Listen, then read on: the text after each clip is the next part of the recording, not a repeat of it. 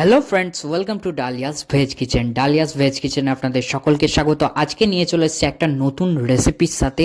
আজকে আমরা দেখাবো যে কিভাবে আপনারা বাড়িতে খুব সহজ পদ্ধতিতে সুস্বাদুভাবে যে সুজির গুড় পিঠে তৈরি করতে পারেন।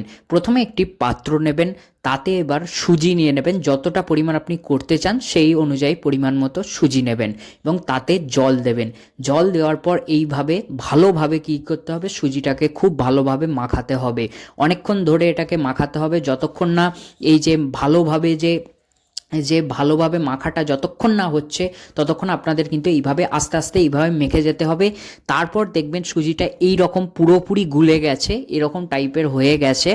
সেই সময় এবার কি করবেন, এবার এতে আমরা নেব কিছুটা পরিমাণ ময়দা নিয়ে এবার এই যে আমাদের যে সুজির যে এইটা তৈরি হয়েছিল সুজির জিনিসটা, সেই তার মধ্যে এটাকে দিয়ে দেবো ময়দাকে। তারপর সেটাকে খুব ভালোভাবে কিন্তু মাখিয়ে নেবো। এইভাবে খুব ভালোভাবে মাখাতে হবে, নাহলে কিন্তু টেস্ট কিন্তু ভালো হবে না। সো খুব ভালোভাবে কিন্তু মাখাতে হবে। এইভাবে খুব ভালোভাবে যেমন দেখানো হচ্ছে আপনারা দেখতে পাচ্ছেন, সো এইভাবে কিন্তু মাখাতে হবে। তারপর এতে পরিমাণ মতো একটু নুন নিয়ে নেব, পরিমাণ মতো নুন দিয়ে দিলাম।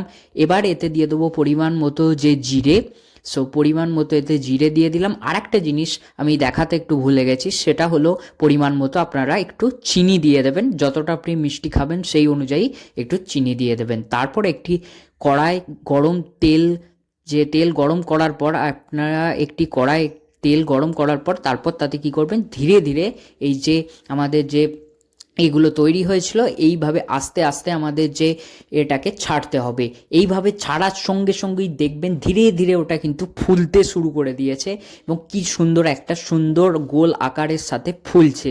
এবং এটা যেমন দেখতেও সুন্দর হবে, খেতেও কিন্তু অসাধারণ। আপনারা অবশ্যই কিন্তু ট্রাই করে দেখবেন। এইভাবে আস্তে আস্তে উল্টে পিল্টে এটাকে খুব ভালোভাবে কিন্তু ভেজে নিতে হবে, খুব ভালোভাবে এটাকে কিন্তু ভাজতে হবে। এইভাবে ধীরে ধীরে আস্তে আস্তে ভেজে নেওয়ার পর লাল হয়ে গেলে তারপর ধীরে ধীরে আমাদের এটা তুলে নিতে হবে। ভাজার পুরো প্রসেসটা দেখানো হচ্ছে, আপনারা দেখুন।